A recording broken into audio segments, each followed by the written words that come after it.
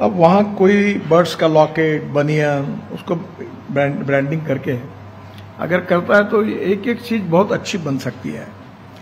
Because of natural advantage forest वगैरह हमारे pass है। सबसे बड़ा प्रॉब्लम है विदर्भ में कि यहाँ के एंटरप्रेन्योर इन्वेस्टमेंट करने के लिए आगे आने चाहिए।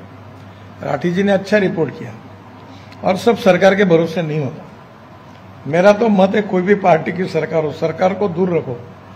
सरकार ये विषय कन्या होती है, जिसके साथ जाती है उसको डुबाती है। ये आप इनके लफड़े में पड़ो मत, जो सब्सिडी लेना है ले लो, पर ये कोई कब मिलेगी कुछ मिलेगी कोई भरोसा नहीं होता। अभी मेरे लड़के ने मुझे परसों हमको 450 करोड़ सब्सिडी मिली है और पैसे जमा है टैक्स के, तो बोले कब मिलेगी। मैंने कहा भगवान से प्रार्थना कर, क्योंकि कोई भरोसा नहीं, मिलेगी क्या, मिल सकती है। अब वो जब आएगी, अभी लाडली बहन योजना शुरू होगी तो सब्सिडी का पैसा उनको भी उस काम के लिए देना पड़ा, तो नेचुरल अटक गई।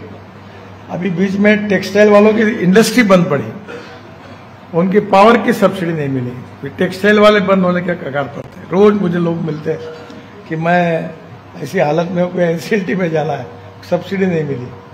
तो प्रॉब्लम यही है कि हम हमारे भरोसे प्लॅन करें। असे गडकरींचं एक वैशिष्ट्य, त्यांना योग्य वाटतं ते सरकारच्या विरोधी असले तरी ते बोलायला कधी थांबत नाही।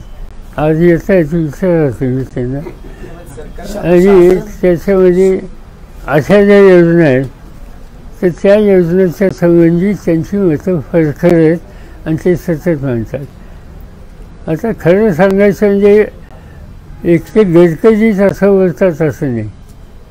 एकदा माझ्या ऐकण्यात आलं होतं की प्रधानमंत्र्यांनी कुठचंही भाषण केलं, आत्ताची गोष्ट नाही, काही दिवस झाल्यावर, की ही रेवली संस्कृती, त्यांनी शब्द वापरला रेवली, हां, ही रेवली बंद करा, रेवलीने प्रश्न सुटणार नाही, आणि म्हणून ही रेवली संस्कृती बंद करा असं प्रधानमंत्र्यांनी सांगितलं होतं। गडकरी साहेब अधिक स्वच्छ सांगतात, स्पष्ट सांगतात, आणि त्यांना योग्य वाटतं, आणि खरंच अनेक गोष्टी योग्य असतात त्यात ते सांगत असतात।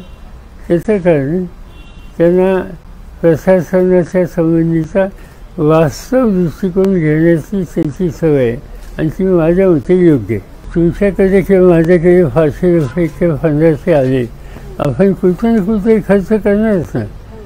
तो कशासाठी खर्च करतो, मार्केटमध्ये खर्च करतो, हॉटेलमध्ये खर्च करतो, सिनेमाला खर्च करतो, कुठेही खर्च करतो। तर याचा उपयोग कुठे ना कुठे त्या भगिनीला हे होणार। पण प्रश्न असा आहे, तो योजना तुम्ही चालू करा, त्याला आमचा पाठिंबा, पण ज्या यापूर्वी त्याच सरकारने योजना जाहीर केल्या त्यासाठी तरतूद जाहीर केली त्याचं पेमेंटही करा।